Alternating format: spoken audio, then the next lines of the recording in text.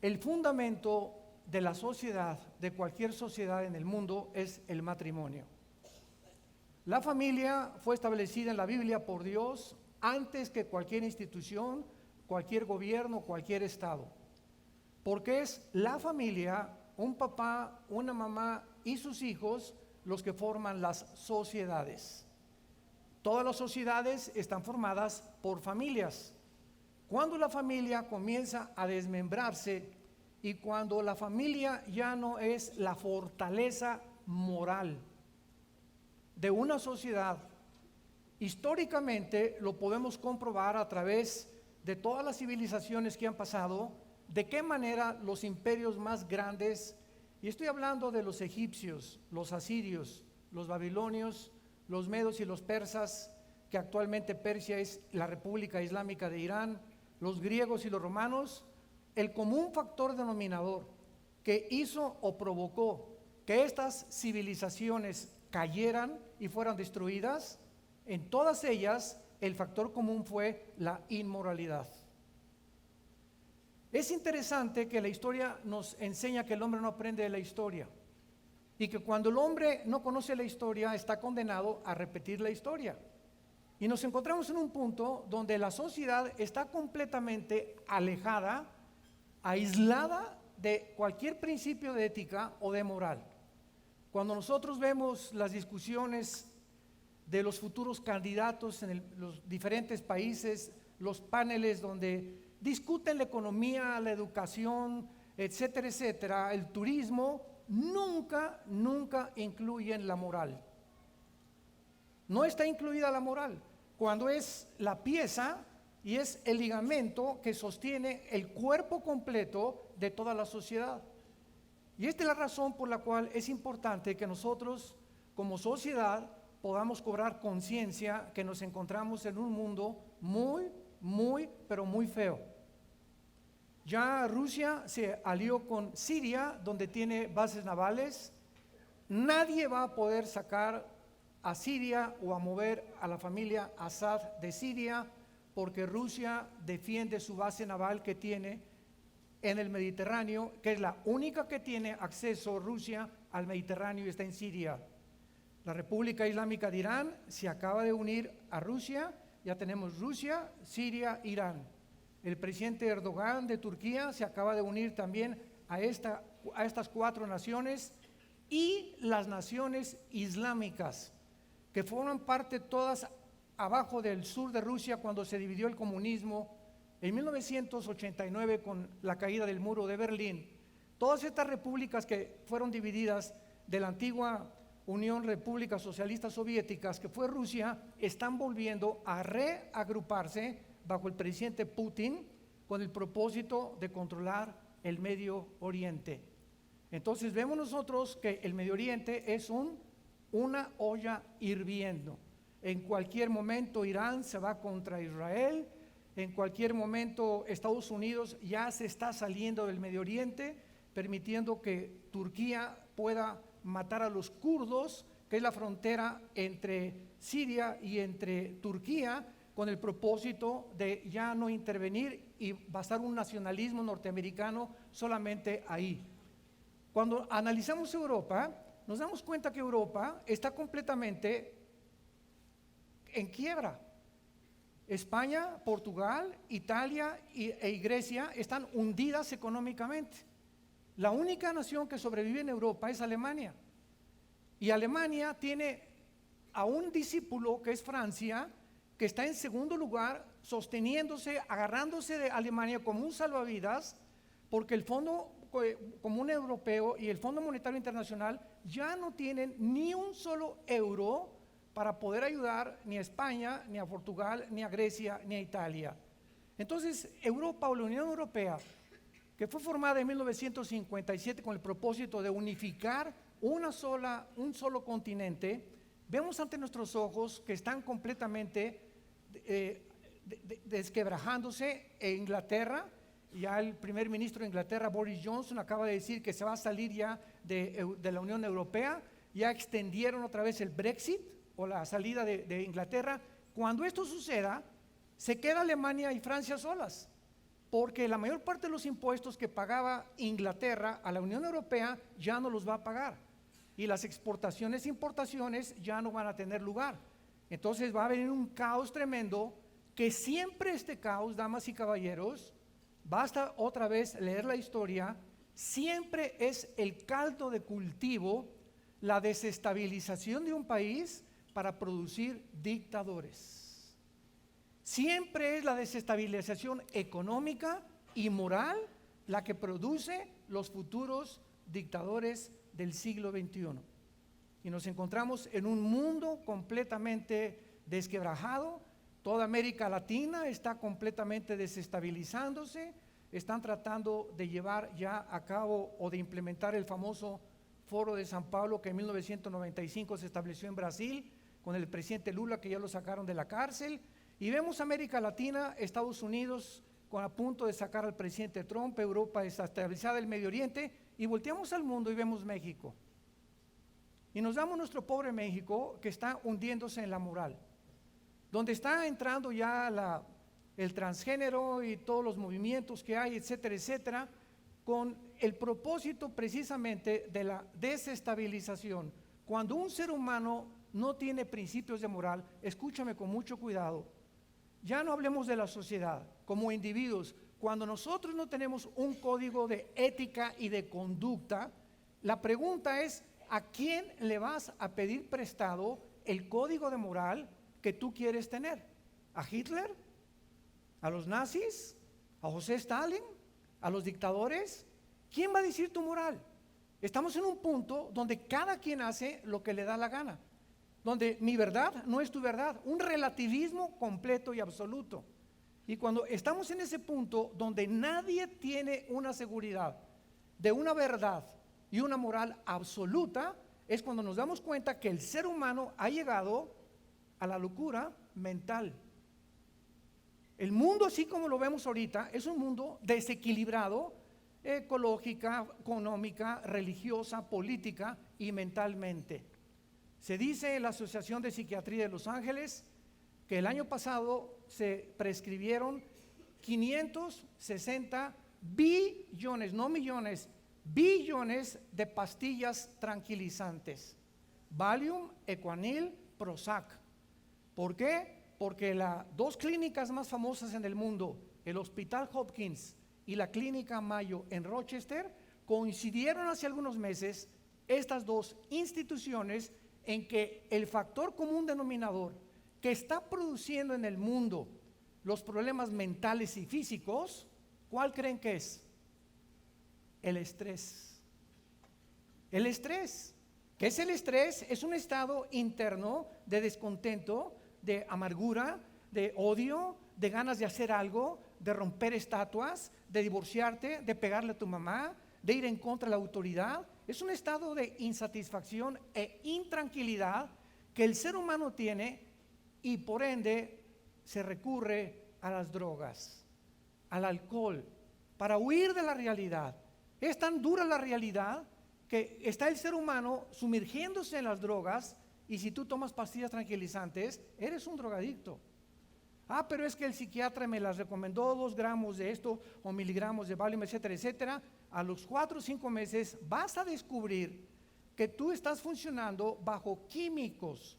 O sea, ya no eres un ser humano normal. Si no tienes estos químicos y estas pastillitas, ya no funcionas. Y en ese momento quedas dependiente de algo o de una fuerza extraña en tu cuerpo que comienza poco a poco a desintegrar tus órganos mentales, neurológicos, cardiovasculares, gastrointestinales, etcétera, etcétera. Toda esta situación o esta visión breve geopolítica y espiritual en que nos encontramos, lo podemos nosotros trazar desde el principio de la historia. Los que traigan su Biblia, en el capítulo 6 del libro del Génesis, la palabra Génesis en el hebreo es la palabra Bereshit, con B de burro, Bereshit. Y esta palabra Bereshit significa los orígenes. Este libro que tengo aquí en mis manos, que se llama la Biblia, podemos desafiar a cualquiera de ustedes, así se los digo de frente. Tengo 40 años anunciando y compartiendo este libro, 40 años. En estos 40 años hemos tenido debates con escépticos, agnósticos, la mayor parte ateos, comunistas, etcétera, etcétera. Y no existe ningún sistema de filosofía, damas y caballeros, ninguna ideología del más grande hombre que tú me puedas comparar, que se compare con Jesucristo. Número 2, no existe en los billones de volúmenes de literatura que existen en el mundo entero, no existe un solo libro que contenga verdades absolutas como la Biblia. Ni tampoco existe un libro que contenga los registros de genética, de química, de biología, de arqueología, antropología, de psicología, de psiquiatría, de la disciplina académica que tú me quieras mencionar, que pueda tener la información que contiene la Biblia. Después de 2000 años de existencia, fue el primer libro en haber sido impreso en la imprenta de Gutenberg. Es el libro hasta ahorita más vendido en el mundo entero. Nadie ha superado desde hace 2000 años la producción de las Biblias. Está ahora ya en idiomas como el mazateca, el tlaxcalteca, el chichimeca. Es increíble cómo en los dialectos y tribus de Oaxaca y del sur de México la Biblia se ha traducido. ¿Por qué la Biblia es un libro tan especial, pero al mismo tiempo el más atacado?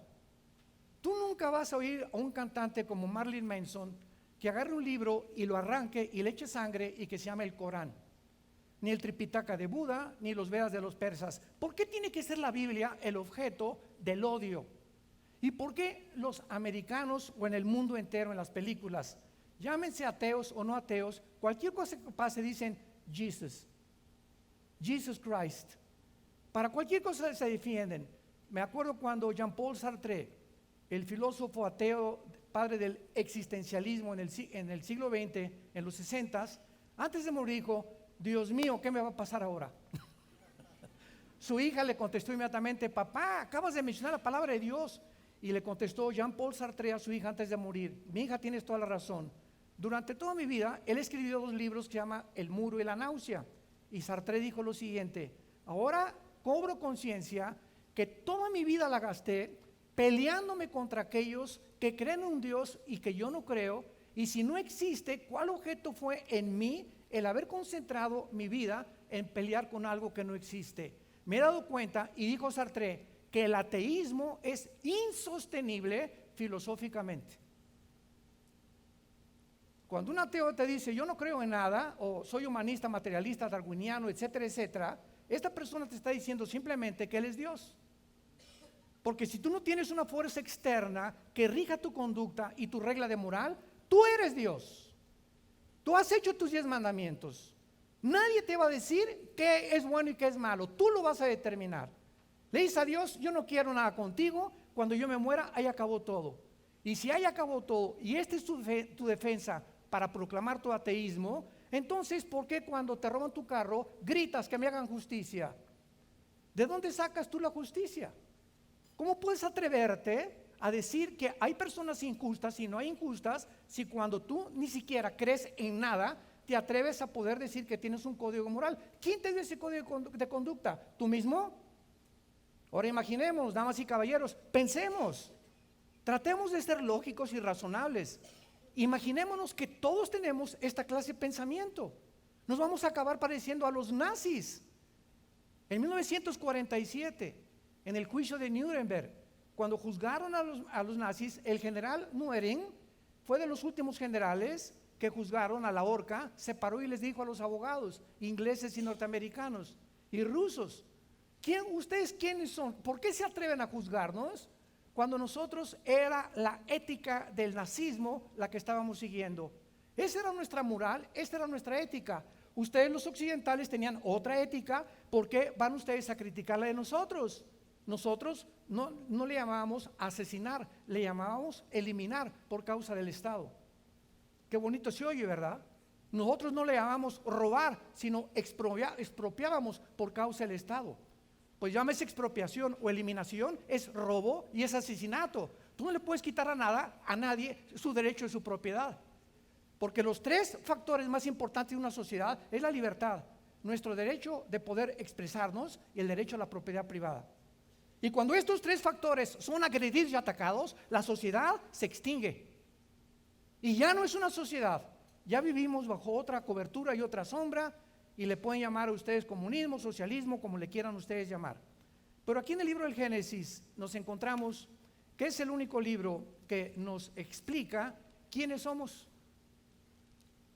Si tú le preguntabas a Mahatma Gandhi o a Confucio en sus libros o en el Tripitaka de Buda, que antes de morir Buda dijo a sus discípulos, busquen la verdad, vas a encontrar en toda la historia y en todos los libros sagrados y líderes que tú me quieras mencionar, que no existe nadie ni ninguna persona que haya dicho quién es el ser humano o qué son los elementos que forman al ser humano. Por ejemplo, Sigmund Freud se equivocó grave y rotundamente, atribuyendo el problema del ser humano a la psique. Y comenzó Freud a hacer experimentos con personas enfermas de neurastenia, hipnotizándolas, llevándolas a la mente subconsciente para que en el inconsciente pudiera registrarse un cambio y regresándolas al consciente para tratar de aliviarlas. Freud, el padre del psicoanálisis freudiano moderno, a las 2, 3 de la mañana se levantaba gritando en su casa, empapado de sudor a su esposa. Era el hombre más sociópata y neurasténico que has conocido. Tu papá y tu padrino de la psicología moderna. William Shakespeare, el gran dramaturgo inglés. Yo estoy dando todos estos ejemplos para que ustedes comprendan el valor tan grande que tiene la Biblia y para que entendamos que Jesús es el único que puede salvar a México. Y es el único que puede salvar a la humanidad y el único que puede salvar tu matrimonio, a tus hijos y tu trabajo y todo lo que tenemos. William Shakespeare, el gran dramaturgo inglés, dijo antes de morir, el problema del ser humano es el gran defecto trágico. Carlos Marx se une con Federico Engels, siglo XIX. Un hombre sincero, Carlos Marx, comienza a escribir un libro que se llama El Capital, y Marx en su ideología comienza a determinar que el problema del ser humano es la lucha de clases y que si la clase del proletariado derriba a la burguesía y se reparte el dinero equitativa e igualitariamente, la sociedad se va a componer. Sin embargo, Carlos Marx y Federico Engels jamás pudieron llevar a la práctica su ideología. Fue Lenin hasta 1917 con la famosa revolución bolchevique que propiciaron los zares de Rusia. Los zares de Rusia habían explotado, como ustedes no se imaginan, a la gente, y de ahí vienen los movimientos sociales de la explotación de los gobiernos o de los ricos sobre los pobres, y entonces Lenin se levanta, matan al zar Nicolás II, a su esposa y a toda su familia, y por primera vez en la historia, en 1917, la ideología de Carlos Marx y Engels se pone a la práctica en Rusia y dura aproximadamente hasta 1989, cuando Mikhail Gorbachev va con el Papa Juan Pablo II, se para en el Vaticano Gorbachev y le dice al mundo, ¿saben una cosa? El comunismo fue un fracaso total. Desde 1970 tenemos casi 10 años viviendo con cortinas de humo.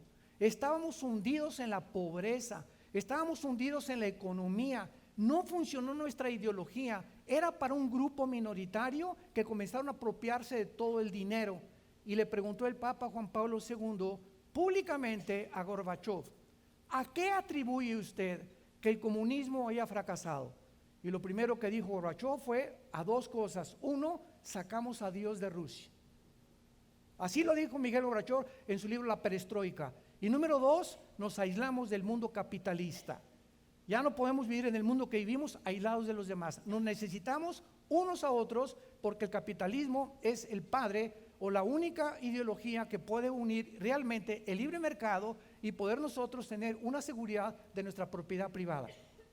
Entonces pasan los años y llega el siglo XXI, Putin que está resucitando el comunismo, los islámicos o el Islam está resucitando el califato con el grupo de ISIS, queriendo dividir Irak de Siria para formar un califato o un gobierno completamente basado en el Islam. A Rusia no le conviene eso, pero se comienza a unir ahorita con los islámicos, y de acuerdo a la Biblia nos damos cuenta que todo este mare magnum que existe a nuestro alrededor tiene su origen en la ignorancia de quiénes somos. Estamos buscando alcohólicos anónimos, borrachos anónimos, neuróticos anónimos, marihuanos anónimos, instituciones altruistas que son buenas. No podemos negar que no son buenas, pero te cortan solamente la rama, te quitan lo borracho y sigues de mentiroso, parrandero y jugador. Y ya no eres marihuano, pero tienes otras cosas. Jesucristo, damas y caballeros, bajó hace 2000 años a este mundo. Dios se tomó la forma de un ser humano. Él tuvo que bajar del ser humano porque si de nosotros hubiera dependido tratar de encontrar y conocer quién es Dios o cuál es la verdadera de todas las religiones que existen, jamás lo hubiéramos logrado. Pero Jesucristo baja del mundo, del cielo, para decirnos: yo soy el camino. El único camino para conectarte con la otra dimensión espiritual. Ni Buda, ni Mahatma Gandhi, ni Zoroastro, nadie nos puede conectar con Dios más que Jesucristo. Jesús dice: no solamente yo soy el camino, yo soy la vida. No es la vida solamente el crecer y morir. Yo soy el autor de que tú hayas nacido en el vientre de tu madre. Yo soy el autor de los cromosomas XY de los hombres. Yo soy el autor de los cromosomas XX de las mujeres y de las células. Yo soy el autor, el que comenzó a desarrollarte dentro del vientre de tu madre. Los pájaros, todo lo que tiene vida biológica y todo lo que tiene vida espiritual. Yo soy el origen de todo esto. El universo fue creado por mí, dice Jesucristo. Y Jesús dice algo completamente radical: yo soy la verdad. No una verdad, no tu verdad, Él es la verdad. Y si Jesús dijo: yo soy el camino, la verdad y la vida, escucha, este hombre ha sido el psicópata, loco, neurasténico, paranoico, más grande que la historia ha conocido. Al hacer esas aseveraciones, o Él es lo que Él dijo ser. Ahora, si Él es lo que Él dijo ser, el Hijo de Dios, y que tú estás perdido en tu vida, si tú no tienes una relación con Él a través de la Biblia, entonces tu vida carecerá siempre, siempre de sentido. Y vas a llegar a ser gobernador de Querétaro, presidente de México, empresario mundial, vas a ganar millones de pesos. No importa el estatus que alcances en tu vida, sin Dios, mientras más alto subes, más rápido vas a caer. Porque nada de lo que tenemos dura arriba. La vida es como una rueda de la fortuna que subes y triunfaste y jiji, ya alcancé lo que sea y ahora tengo este puesto y este dinero. Acuérdate, la rueda de la fortuna tiene que bajar y vas a volver a aterrizar. Y cuando aterrices y descubras que ni el dinero, ni las mujeres, ni el poder político, ni nada de lo que tú anhelabas alcanzar ha satisfecho tu vida, descubrirás un vacío tremendo con el cual fuimos creados, que solo Cristo lo puede llenar. Y en la Biblia, en el capítulo 2 del Génesis, versículo 7, nos muestra Dios el secreto de la naturaleza humana. Entonces Jehová Dios formó al hombre del polvo de la tierra. Escuchen esto, señores científicos que nos acompañan, maestros de la universidad, que se burlan y que a sus estudiantes les sigan enseñando que venimos de chita, que venimos del mono, que venimos de los simios. Impresionante, increíble que esta teoría, que es una teoría, se siga enseñando a nuestros hijos en las universidades, cuando la biología, los aminoácidos impiden e impedirán la evolución. La física, la primera y la segunda ley de la termodinámica, que fue descubierta el siglo pasado, echó abajo la teoría de la evolución. Y finalmente, el último clavo al ataúd de la teoría de la evolución fue en 1954, cuando los doctores Watson y Crick les dan el premio Nobel de Medicina cuando descubren el ADN, el ácido desoxirribonucleico, que determina que el gen de un chango no es igual al de un perro. El del perro, imposible que sea el de un gato. El del rinoceronte no lo tiene la jirafa. Y por la misma genética, jamás hasta este momento, damas y caballeros, nunca se ha encontrado ni demostrado científicamente la mutación de una especie a otra especie. Y siguen buscando el famoso eslabón perdido. ¿Sabes por qué está perdido? Nunca lo van a encontrar.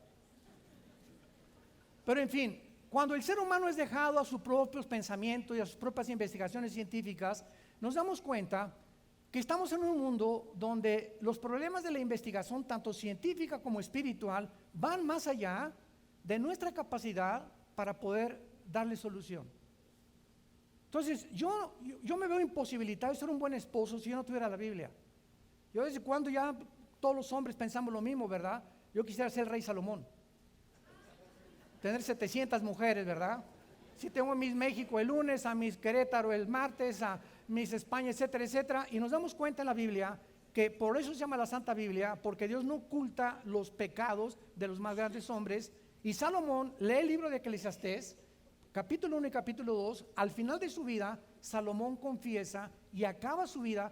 Su trono era de oro, mujeres, saltibanquis, payasos, tenía cepillín ahí que le todos los 24 horas, tenía todo lo que un hombre pudiera desear. Nadie, dice la Biblia, además, ha sido tan sabio como Salomón. ¿Saben las últimas palabras de Salomón? A la risa le digo enloqueces y al placer de qué sirve esto. Si no se convirtió en homosexual fue porque realmente fue Dios muy grande con él. Pero probó tantos placeres y tanto sexo que llegó un momento en que dijo, nada de lo que sigo y he probado me puede llenar algo en mi vida. Sigo vacío, rodeado de cantidad de gente como los artistas, rodeados de personas que los adoran y que los alaban, y son las personas más solas del mundo, más solitarias del mundo. Llegan a su casa a llorar porque se dan cuenta que no hay nada en este mundo que nos pueda satisfacer.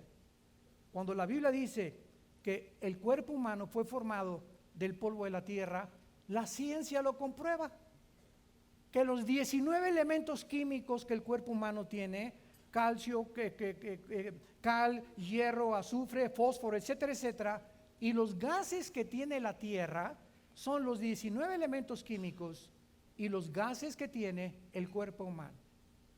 Y nuestro cuerpo, de acuerdo a la ley de la entropía o a la segunda ley de la termodinámica, está sufriendo un desgaste celular desde que nacimos.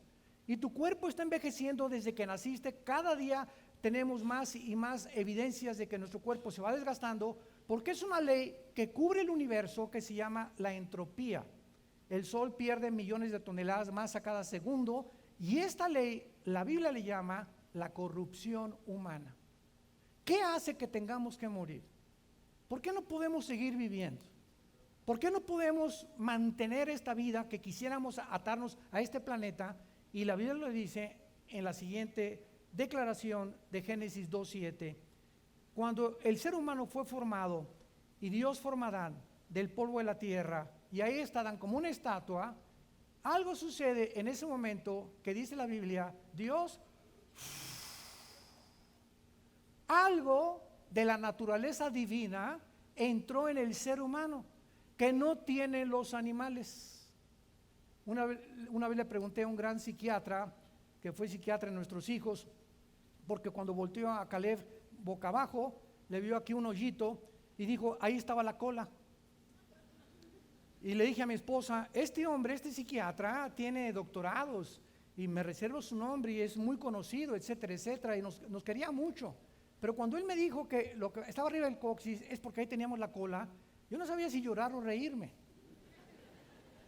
Desde luego, ¿verdad?, que no hice mofa de él, ni mucho menos, simplemente le expliqué la Biblia y la creación, y me dijo, Armando, te prometo que voy a comenzar a leer. No he considerado, ni he tomado en cuenta esa otra parte de la verdad bíblica, Y yo, como un hombre honesto que me gusta la investigación científica, lo voy a hacer, me lo prometió. A los 2 años recibió a Cristo, ahora se quiere ir de misionero a España. ¿Por qué? Porque cuando él comenzó honestamente a leer estas páginas y decirle a ese Dios, si tú existes, si realmente Jesucristo es la verdad y el camino, yo lo necesito. Yo lo necesito, porque tengo que morir algún día. ¿Cuántos de ustedes saben que ahorita saliendo por la puerta es la última vez que Dios te habló? Y que no tendrás otra oportunidad cruzando esa puerta. Una embolia cerebral, un ataque al corazón, una bala perdida, un accidente de tránsito. Ninguno de los que estamos aquí tenemos la seguridad de amanecer mañana. Siendo esta realidad, prepárate para encontrarte con tu Dios. Y tú no estás aquí de casualidad. Dios te trajo, Dios te está hablando directamente a tu vida, a tu alma. Las fibras más íntimas de tu ser están siendo sacudidas por el poder del Espíritu Santo para que tú reacciones y consideres y analices e investigues si sigues teniendo dudas, porque la duda forma parte del ser humano, la verdad en Jesucristo. Dios sopla entre nosotros algo que no tienen los animales, el espíritu. Veamos entonces, el ser humano es espíritu. Tenemos un alma y vivimos dentro de un cuerpo. El cuerpo es el envase, la botella, donde dos elementos invisibles que no pueden detectarse por ninguna investigación porque trascienden la dimensión física terrenal visible, es el alma y el espíritu, y estas dos partes es la verdadera sustancia que tenemos dentro de nosotros. Cuando morimos, se sale el alma y el espíritu de tu vida y se van o directamente al cielo o bajas directamente al infierno. No hay purgatorio, no hay limbo, no hay cosas que no están en la Biblia. No hay más que 2 lugares finales, el cielo o el infierno. Y dice la Biblia que cuando Dios nos crea a nosotros, espíritu, alma y cuerpo, el ser humano se rebeló contra Dios. Y el ser humano murió. La palabra morir en la Biblia no es cesar de existir. Morir en la Biblia significa separación. Separarte de la presencia de Dios. Tú y yo hemos nacido desde hace 6,000 años, muertos espiritualmente, separados y desconectados con nuestro Creador. Y por esta razón, porque aun cuando estamos separados espiritualmente de nuestro Creador, en nuestra alma puso Dios la eternidad. Y esta es la razón por la cual decía Freud, ¿cómo es posible que no hay ninguna civilización, ninguna tribu, ninguna jamás ha existido que no hayan sido religiosos? Freud decía, el hombre es incorregiblemente religioso. ¿Por qué hay más de 150, 200 religiones en el mundo? Porque el ser humano anhela reconectarse con Dios, construyendo estatuas, construyendo santos, sacrificios, yéndose a la villa, golpeándose el pecho, buscando la manera que podamos nuestra conciencia que nos acusa y nos atormenta, ponerla en paz.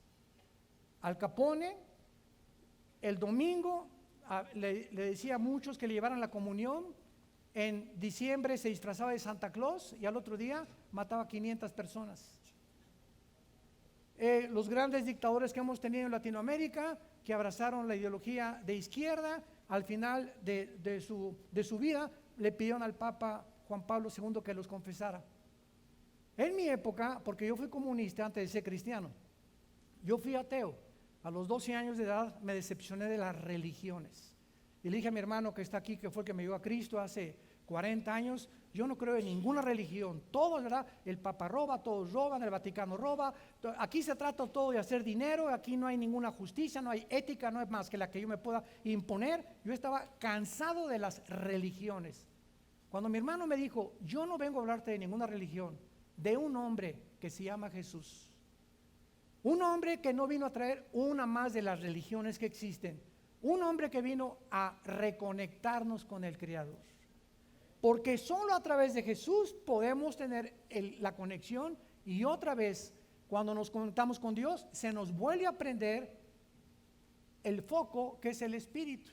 Se llama en la Biblia nacer de nuevo. Y cuando naces de nuevo y te reconectas y tu espíritu nace aceptando a Cristo y creyendo lo que Él hizo en la cruz, comienza tu mente, sin que te des cuenta, a expandirse y a penetrar lo que el mundo científico y lo que el mundo de investigación intelectual no puede, porque no pertenece a nuestra investigación. Las cosas de Dios pertenecen a Dios y reveladas a los que siguen a Jesús. Por eso los ateos chocan con la Biblia. Es un libro de historias, es un libro, se contradice y hay genocidio y sangre. Pregunta, ¿ya lo leíste? ¿Ya lo leíste? Me dijeron, ¿quién te dijo? Ya la leí toda. De veras, déjame hacerte 3 preguntas si ya la leíste. Si ya la leíste, te quiero hacer una pregunta. Si tú mueres hoy en la noche, ¿te irías al cielo? Mis que ya la leíste. Y es el centro de toda la Biblia, la seguridad de que en Cristo tenemos el perdón de pecados y la salvación eterna. Entonces, ¿cómo puede alguien atreverse a decir, ya leí la Biblia, cuando ni siquiera ha podido compenetrarse con el mensaje más importante, que es la salvación? Y esta es la razón, damas y caballeros, por las cuales el mundo se encuentra desconectado de Dios. Esta mañana Dios te trae para que tú te vuelvas a reconectar con Dios, para que algo misterioso, espiritual, suceda en tu vida en esta mañana sin que tú te des cuenta. Si tú aceptas a Jesucristo como tu Señor y vas a comenzar a leer la Biblia, ya no con tu intelecto, ni con tus doctorados en ciencias políticas que tienes, ni aunque seas astrofísico, vas a venir a la Biblia con el Espíritu de Dios. Y es el Espíritu de Dios, el maestro, el autor de este libro, el que nos enseña a discernir lo que es espiritual y lo que es terrenal. Cuando nosotros abordamos este tema, nos damos cuenta que en la Biblia, en el libro de Levítico, capítulo 18 al 20, Dios comenzó a hacer prohibiciones, porque la causa que originó la caída, la causa que sigue originando la caída, síganme con mucho cuidado, la causa y el enemigo más grande del ser humano, sin que el ser humano se haya dado cuenta, y la causa por la cual los más grandes hombres políticos, también profetas de Dios, como Salomón, David, Sansón, que causó que cayeran, fue la sexualidad. La sexualidad es un impulso biológico que Dios puso, y es el sexo algo bendecido, maravilloso, única y exclusivamente dentro de la dimensión del matrimonio. Cuando el ser humano abusa de este impulso biológico, como puedes abusar de la comida y tener ya una barriga que parece catedral de la Capilla Sixtina, o cuando abusas de la bebida, todo aquello que llevamos a los extremos nos comienza a autodestruir, nos comienza a hacer daño. Entonces, cuando el ser humano no sabe para qué es el sexo, cuando los jóvenes no saben para qué es el sexo y lo comienzan a usar, porque la doctora Corazón, el sexólogo del programa de televisión, ¿quién se puede atrever, damas y caballeros, a decirnos para qué es el sexo, cómo puede usarse y cómo se puede prohibir, si no es el autor del sexo? Oye, si yo tengo un carro Volkswagen y me comienza a fallar, no lo voy a llevar a la Chrysler, porque no lo diseñó la Chrysler, lo diseñó la Volkswagen. Y así pasa con el ser humano. Hay un problema sexual, no voy a ir con el sexólogo, menos con el psiquiatra y con el psicólogo, si no son cristianos. ¿Por qué? Porque nadie puede atreverse a hablar del sexo más que Dios. Y cuando la Biblia muestra las causas de la corrupción humana, tsunamis, incendios, inundaciones, huracanes, terremotos que están azotando desde hace aproximadamente 40 años el planeta Tierra, y todos volteamos, ¿por qué Dios es tan malo?, etcétera, etcétera, debemos de responder. La naturaleza está ligada a la moral. Increíble, la naturaleza, Dios la ligó a la moral. Y cuando el ser humano comienza a corromperse moralmente, repito, que es un área que se tiene marginada y casi no se atiende y se pone como último recurso en la sociedad, es cuando la naturaleza se vuelve nuestra enemiga, como lo vamos a ver en Isaías 24. Se vuelve nuestra enemiga la naturaleza y Dios dice, basta, porque si ustedes siguen corrompiéndose moralmente, voy a destruir el mundo. Y nos encontramos escuchando los pasos de los jinetes del Apocalipsis. Jesús viene pronto a este mundo, ya no a salvarlo, viene a juzgarlo. Y todo lo que está pasando es el principio de los dolores que la Biblia profetizó hace más de 3000 años por los profetas hebreos. Dice el Levítico capítulo 18, versículo 22, no te echarás con varón como con mujer, es abominación. Ni con a ningún animal tendrás ayuntamiento, amancillándote con él. Ni mujer alguna se pondrá delante de un animal para ayuntarse con él, es perversión. Seguimos leyendo. Capítulo 20, versículo 13. Si alguno se ayuntare con varón como con mujer, abominación hicieron. Ambos han de ser muertos, sobre ellos su sangre. El que tomare mujer y a la madre de ella comete vileza teniendo sexual con ellas, quemarán con fuego él y a ellas para que no haya vileza entre vosotros. Y cualquiera que tuviere cópula con bestia ha de ser muerto, mataréis a la bestia. En el Antiguo Testamento comenzó la humanidad a desviarse al bestialismo, a tener relaciones con animales, hombres y mujeres. Y Dios sabía que nuestra semilla no se mezcla con la semilla de un chivo o de una vaca o del animal que sea, porque el ADN nos hace separación en la semilla. Mi semilla tiene la composición genética para que cuando mi esposa y yo tuvimos relaciones, si fue el cromosoma Y el que fertilizó los cromosomas X de mi mamá, nacimos varones. Tú eres varón simplemente porque traes un cromosoma que no tienen las mujeres.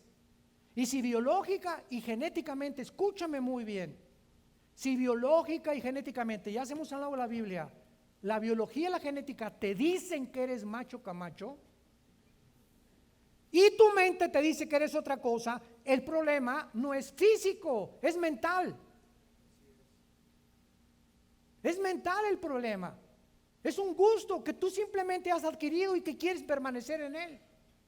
El doctor, apúntalo, Rafael Collins, presidente del Instituto del Genoma Humano, el más grande genetista hasta ahorita, este momento, declaró: no hay tal gen de la homosexualidad. No hay tal cosa que alguien nazca con este gen.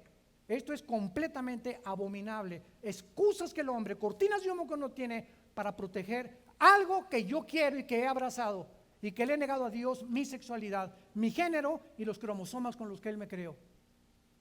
Y nos damos cuenta más adelante en el libro de Colosenses, en el Nuevo Testamento, capítulo 3, el apóstol Pablo corrobora lo que dice el Antiguo Testamento. Colosenses 3, 5 y 6. Hagan morir lo terrenal en ustedes: fornicación, impureza, pasiones desordenadas, malos deseos y avaricia, que es idolatría, cosas por las cuales la ira de Dios viene sobre los hijos de desobediencia. ¿Quieres hacer enojar a Dios? ¿Quieres realmente volver a Dios en tu contra? Degenérate sexualmente. Y cuando vemos que no es una persona, sino ya son sociedades que están demandando ya no solamente vivir hombre y mujer y mujer, sino atreverse a tener niños adoptados.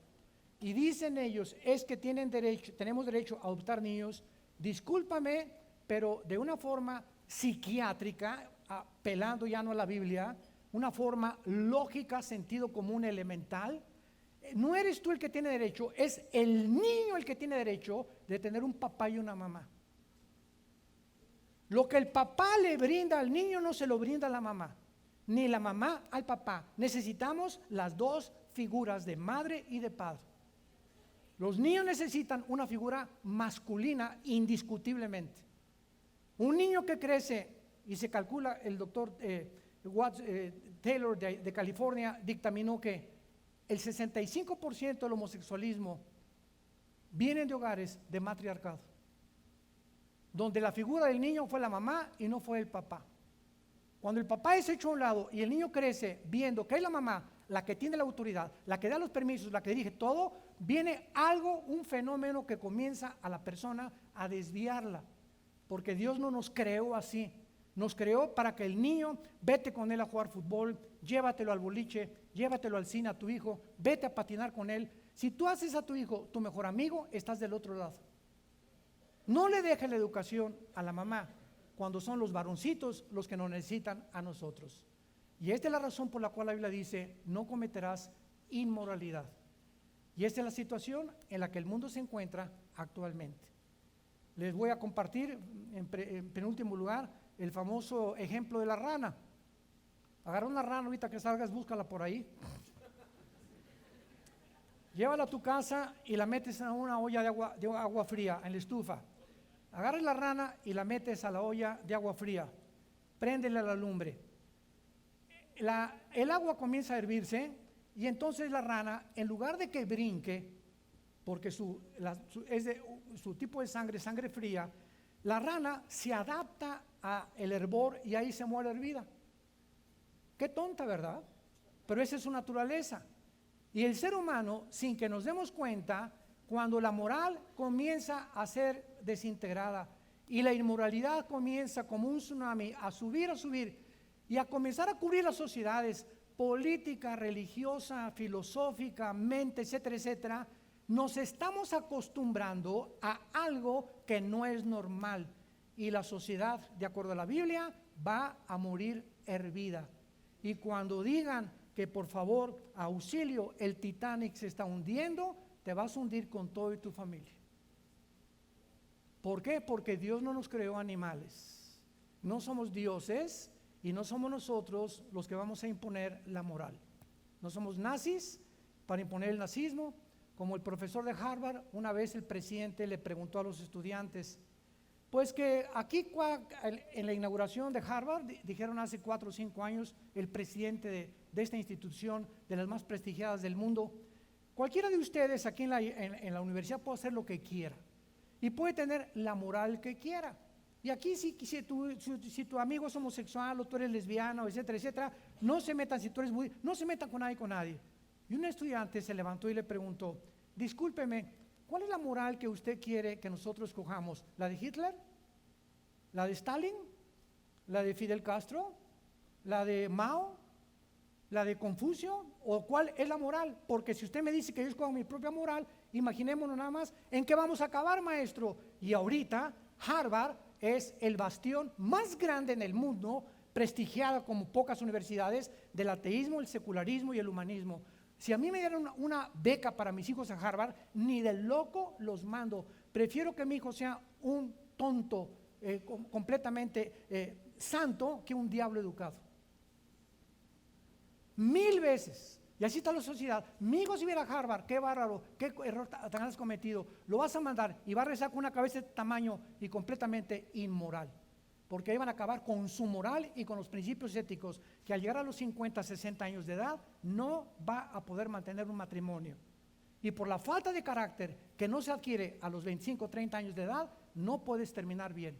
No es como comenzamos, sino como terminamos, damas y caballeros, lo que importa delante de Dios. Hace 2000 años bajó Jesucristo y abrió sus manos en una cruz. ¿Saben cuál es la pregunta, para terminar, que todos los ateos han hecho en los debates que tenemos con ellos? La pregunta de los 64,000 pesos que los ateos hacen es, ¿por qué Dios permitió el mal que entrara al universo? A ver, Dios es todopoderoso, como me dijo una vez en un elevador alguien que me abordó después del desayuno, dije, sí es todopoderoso Dios. Y entonces, ¿por qué no acaba con el diablo de una vez? Y le dije, dale gracias porque comenzaría contigo. Por la paciencia de Dios tú sigues vivo, pero les voy a decir la respuesta. La respuesta es por amor. Por amor permitió el mal, por amor. Permítanme explicarles. Cuando Dios creó el universo, decía Agustín de Hipona, en el siglo I, segundo después de Cristo, él expuso y postuló esta teoría. Si Dios tuvo la oportunidad de no crear nada, no hubiera creado nada, número uno. Número dos, Dios pudo haber creado un mundo con criaturas que jamás pecaran, ni que la maldad entrara al mundo, ¿correcto? Claro, porque Él es Dios. Número tres, sin embargo Dios en su sabiduría, que es un poquitito más sabio que tú, decidió permitir la entrada del mal al universo. Y Agustín postuló a sus estudiantes esta pregunta: si tú fueras Dios, ¿cuál de las tres opciones hubieras escogido? Nada, maestro. Mira, si tú me contestas que nada, la nada filosóficamente no se puede comparar con lo algo. Por lo tanto queda descartado la primera opción. Número dos, yo hubiera escogido que mejor no hubiera habido nada de mal, ni diablo ni nada. Muy bien, hubiéramos sido una creación de robots, programados como si nos hubieran hecho un lavado cerebral, una lobotomía, y hubiéramos podido responder al amor de Dios sin haber tenido la libertad de escoger. Y número tres, Dios claro que sabía que Adán y Eva iban a pecar. Dios sabía que Lucifer iba a pecar. Y como Dios sabía que Él tenía que crear la opción de la libertad en los seres humanos, porque escucha esto, si no hay libertad, no hay amor. Si no hay libertad, no hay amor. Si no hay libertad, no hay democracia. Imagínate en un país donde vamos a votar por Pancho Contreras, él es el único candidato. ¿Eso es democracia?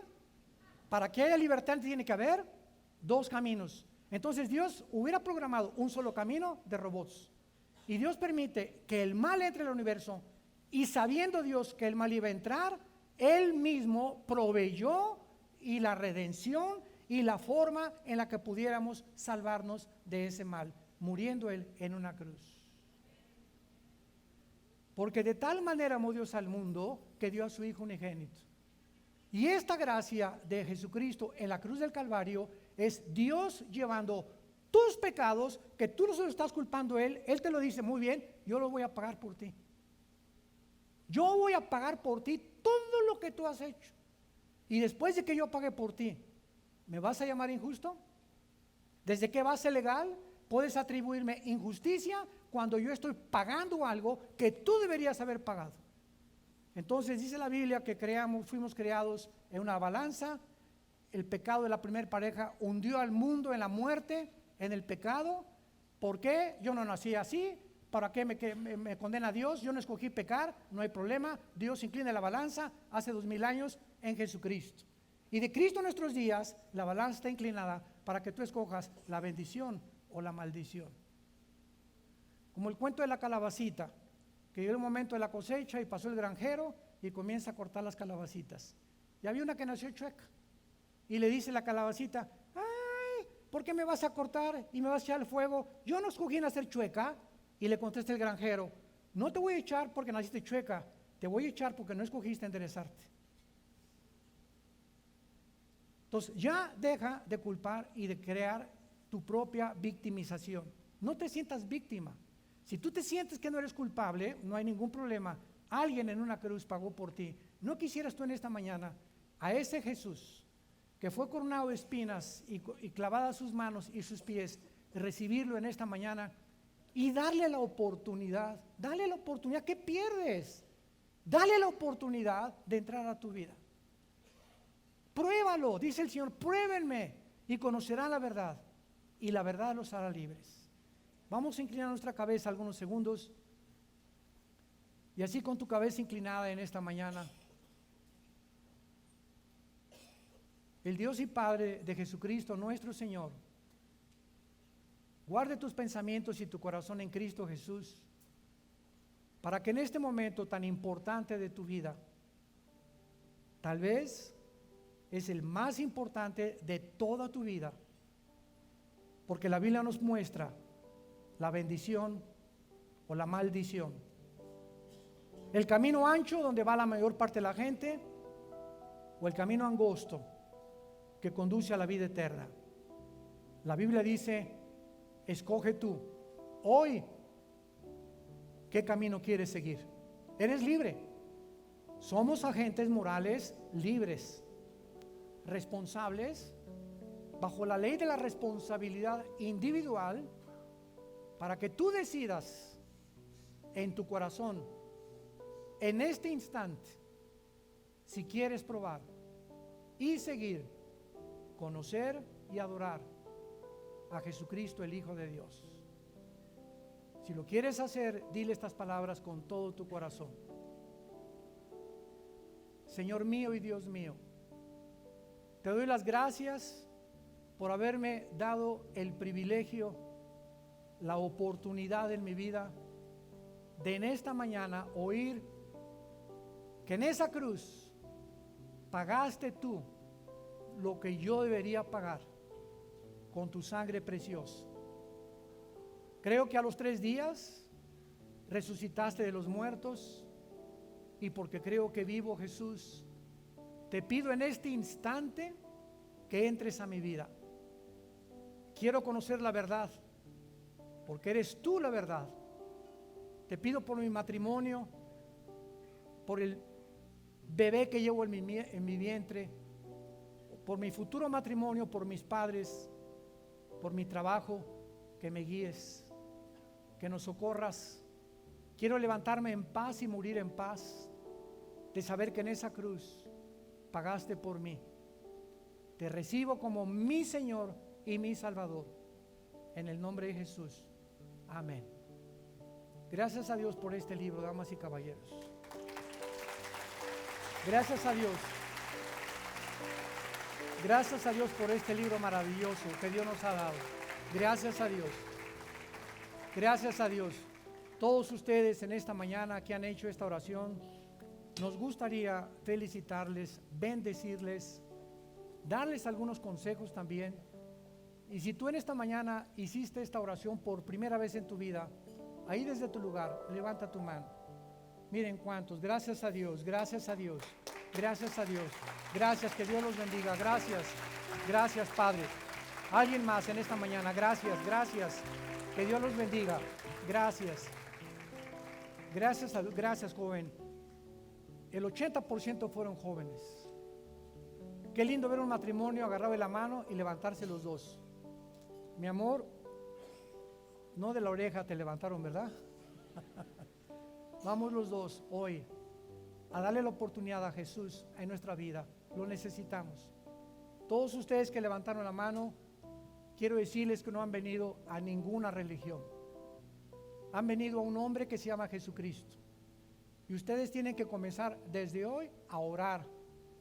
Orar no es rezar. Rezar es repetir de memoria cosas aprendidas. Para eso te compras un perico o una cotorra. Orar es platicar con Dios. Ahorita a la comida, tal vez por primera vez en tu vida, agarras a tu esposa, a tus hijos. Padre, te damos las gracias por estos alimentos, por estos chilaquiles, esta carne asada, en el nombre de Jesús. Comienza a platicar con Él antes de acostarte hoy. Padre, gracias, mis pensamientos son para ti, porque estoy vivo. Te pido mañana por mi trabajo, ayúdame, levántame, etcétera, etcétera. Platica en el carro con Él. Orar es platicar con Dios.